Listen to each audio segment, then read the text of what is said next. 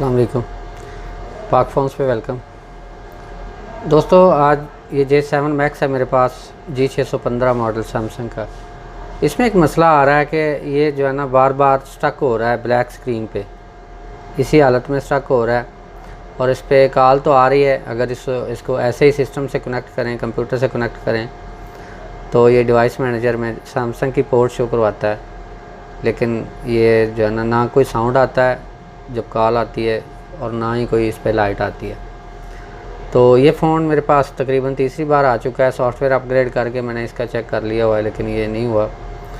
ये इंटरनली इसका फॉल्ट है हार्डवेयर का। तो इसको टेम्परेरी हमने कैसे ऑन करना है, उसके लिए आपने इसके सारे बटन को प्रेस करना है। वॉल्यूम अप डाउन, होम की और पावर की को इकट्ठे प्रेस कर देना है 30 सेकंड के लिए। तो इसको दोबारा से, इसकी बैटरी तो फिक्स है, बैटरी निकल नहीं सकती। तो इसकी पावर को रीसेट करने के लिए हमने इसके जो है ना सारे बटन प्रेस करने हैं, मतलब वॉल्यूम अप डाउन और होम की और पावर बटन को 20 सेकंड तक प्रेस करके रखेंगे या 30 सेकंड तक। तो फ़ोन की पावर जो है ना वो दोबारा से रीसेट होके फ़ोन ऑन हो जाएगा।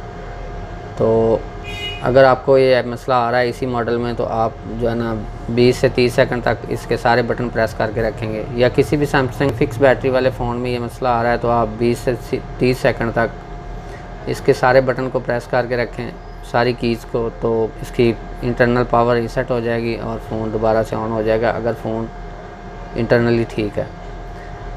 तो ये फ़ोन तीसरी बार आ चुका हुआ है। ये हार्डवेयर में जो है ना बहुत नाकस जो है ना इसमें हार्डवेयर लगी हुई है। एमटी के बेस्ड फ़ोन है ये। तो अगर आपको ये मसला आ रहा है इस J7 मैक्स में, तो आप इसको जो है ना पावर रीसेट करके इसको ऑन कर सकते हैं। वीडियो अच्छी लगे तो लाइक ज़रूर कीजिएगा, दुआ में याद रखिएगा। अल्लाह हाफ़िज़।